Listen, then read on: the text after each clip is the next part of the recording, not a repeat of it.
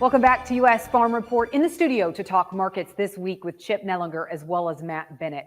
All right, Chip, without USDA reports and flash sales, we really don't know if China is buying. But as you look at the countryside, as you look at basis, you hear some talk in the markets. Is there any indication that China's buying right now?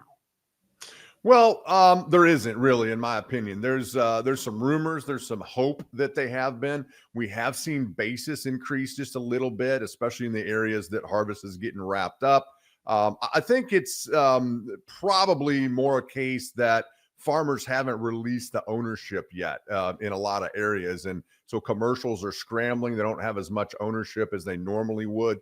I hope I'm wrong. I hope China has been buying a few beans, but their actions and their talk so far would lead me to believe that they're sitting on their hands doing nothing at this point. But they could come under the radar right now with the government being shut down. So I think that's what's interesting here. But Chip said something interesting, Matt, because he's talking right now about basis improving. And do you think that is because maybe yields aren't as good as what they thought and we're really searching for a crop right now? Or is it that farmers are just holding on, not wanting to sell at these levels? Yeah, I mean, I think there's a wide disparity whenever you look at yields. Early season or early planted beans on good ground, yields were fantastic, especially considering the lack of rainfall, like for instance, in my part of the world. Whereas later beans, as expected, took it on the chin. And so we've talked to growers that, 30, 40 bushel difference between their early planted and late planted. And so I do think there's some of that, but as Chip indicated, I think that there's a big difference this year. And that there's a lot of folks that have put corn and beans in bags. I think people have looked at this carry in the market. At one time this fall during the middle harvest, we actually saw cash prices 90 cents below what we saw for a bid out to June, July, free DP out till September at one of the large processors. Bottom line is they didn't get a hold of as many beans as what they wanted to. And I think it had to do with a lot of these growers saying, I'm going to hold on to these, try to take advantage of the carry in the market. Chip, what are you hearing as far as yields in the countryside and the fact that the government's still shut down? Is the November report at risk when we could possibly see USDA maybe trim their national yield estimates? Yeah, it's all over the board, Tyne. It really depends on where you're at. There's pockets here and there, particularly in Illinois, parts of Indiana, pockets in Minnesota that are as good or a little bit better than a year ago. There's also large areas. Now, that would be the exception to the rule this year. There's also large pockets that are finishing up corn or deep into corn harvest, and they're from 10 to 20 plus bushels below a year ago. There's also a handful where you had tougher disease pressure or dry weather in the south.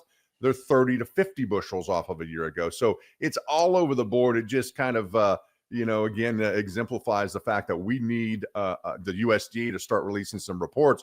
The government being shut down keeps delaying them. That's really going to be, a little bit of a handcuff on these markets, not knowing where the yield trends are. And unfortunately, it may look like with no November crop report, if that were to happen, we push it all into January, assuming the government's open by then. That's a lot of information for this market to digest in one time and could lead to some wild volatility. But the market's searching for direction on yields. But in my mind, bean yields probably off just a touch. Corn yields probably closer to 180, 181. But we won't know that until the government opens and the USDA releases a report. I mean, Matt, how much do we need to take off of this national yield to create a tight enough stocks number and scenario to really catch the market's attention with the fact that we planted nearly 100 million acres of corn this year? Yeah, so here's the deal, Tanya.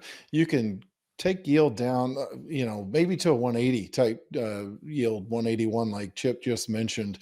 If you take 5 bushel out of this thing, that's 450 million because you've got harvested around 90 is what USDA currently has.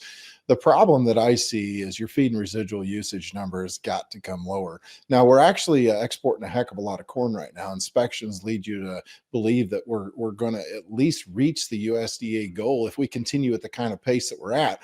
But if you look at last year's feed and residual usage number, you're looking at 500-600 million bushel below what the USDA is forecasted for this year.